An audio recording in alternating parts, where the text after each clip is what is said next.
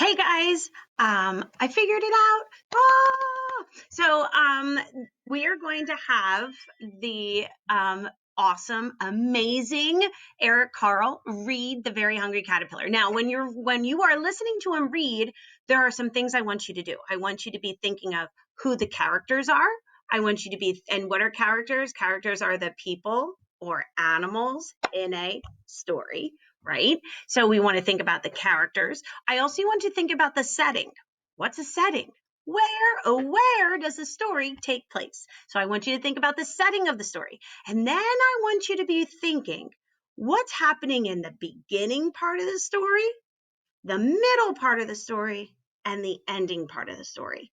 And then when we're done, we're going to be good readers. And we know that good readers always go back into the story and find out. So right now, I am so excited that this is going to work. We have Eric Carle reading The Very Hungry Caterpillar.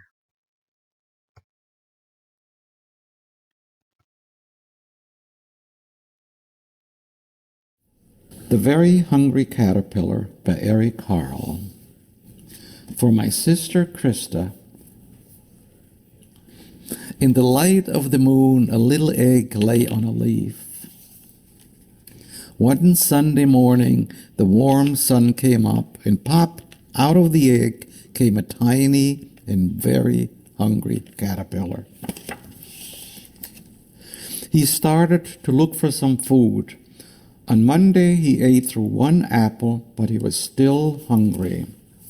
On Tuesday, he ate through 2 pears, but he was still hungry. On Wednesday, he ate through 3 plums, but he was still hungry. On Thursday, he ate through 4 strawberries, but he was still hungry. On Friday, he ate through 5 oranges, but he was still hungry. On Saturday, he ate through 1 piece of chocolate cake, 1 ice cream cone, 1 pickle, 1 slice of Swiss cheese, 1 slice of salami, 1 lollipop, 1 piece of cherry pie, 1 sausage, 1 cupcake, and 1 slice of watermelon. That night he had a stomachache. The next day was Sunday again. The caterpillar ate through 1 nice green leaf, and after that he felt much better. Now he wasn't hungry anymore, and he wasn't a little caterpillar anymore. He was a big, fat caterpillar. He built a small house, called a cocoon around himself.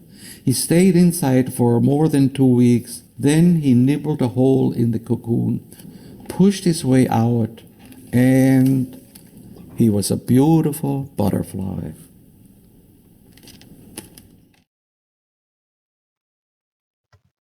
Wow. So we, oh, oh.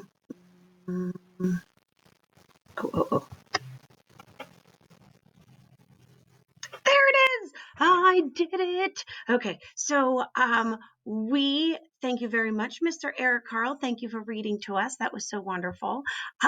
What we're going to do is we are going to go back into our story and we're going to think about all the different questions that I asked you before. Okay. So the very first one was, who are the characters? So who are the characters in this story? So now remember, Eric Carle, well, who is he? He is the author and the illustrator. So he wrote the words and he drew the pictures. Okay, so he isn't a character in our story, even though he's reading it to us.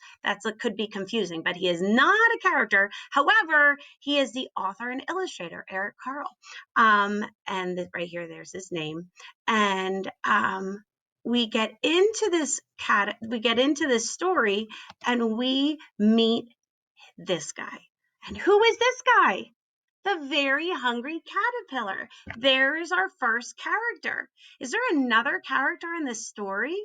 I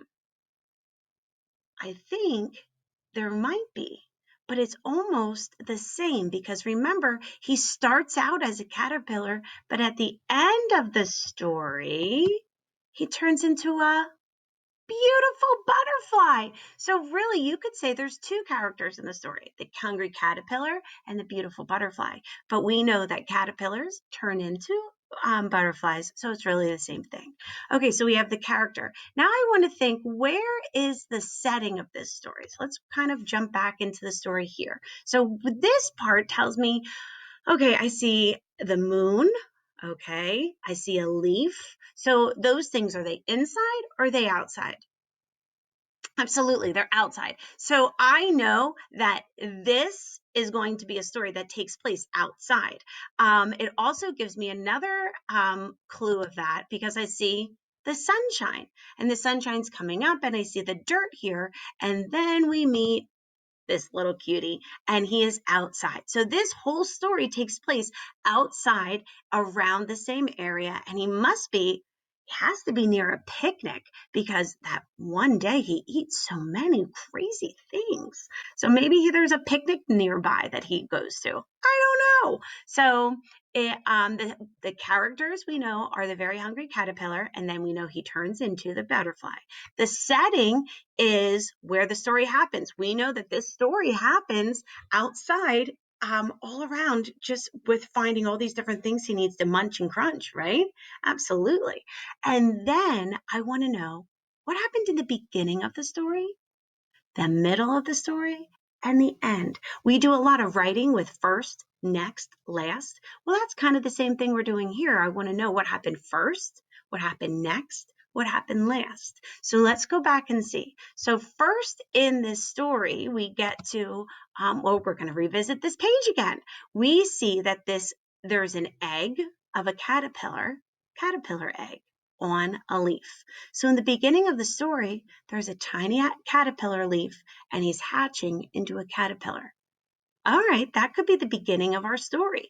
So then in the middle of the story, we see that this little guy is so hungry, because what do caterpillars need to do? They need to eat and eat and eat to get a lot of energy before they can turn into that butterfly. Well, this little guy ate apples and pears and plums, and he also ate strawberries, and he finished his day with some oranges. So that is kind of crazy. So he ate all this fruit, but he was still hungry. So in the middle of our story, the caterpillar eats and eats and eats and eats and eats, and he's still hungry. I'm not going to kid you. It's almost like when Mrs. Firestone's eating right now, because I still always am hungry. Whatever. Maybe I'm turned into a butterfly. Who knows? I don't. So we are going to keep going. And then he eats. Oh, the craziness. Oh, the craziness. He eats chocolate cake, ice cream, pickles, Swiss cheese, salami. He eats a lollipop, pie. Oh my gosh, it sounds like a wonderful day. He eats a sausage, he eats a muffin, and he eats the watermelon. And then he has a bellyache.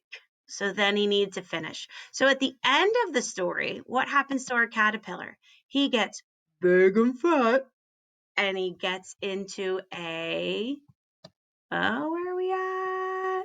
There we go. He gets very big and fat, and he gets himself into a cocoon, or they call it a chrysalis. Both of them are the same thing. And then at the end of our story, he turns into a beautiful butterfly. So I hope you love this story. I know if you have this story at home, grab it, rewind, and you can read this story with Eric Carle. How cool is that? So I'm sorry about the mix up earlier. I don't know what happened, but now I do. So I fixed it. And I hope you have a wonderful day. And check out that choice board if you have some time. And this week, fun, awesome things that we're going to do with Eric Carle. I'll see you later. Have a wonderful day. Bye bye.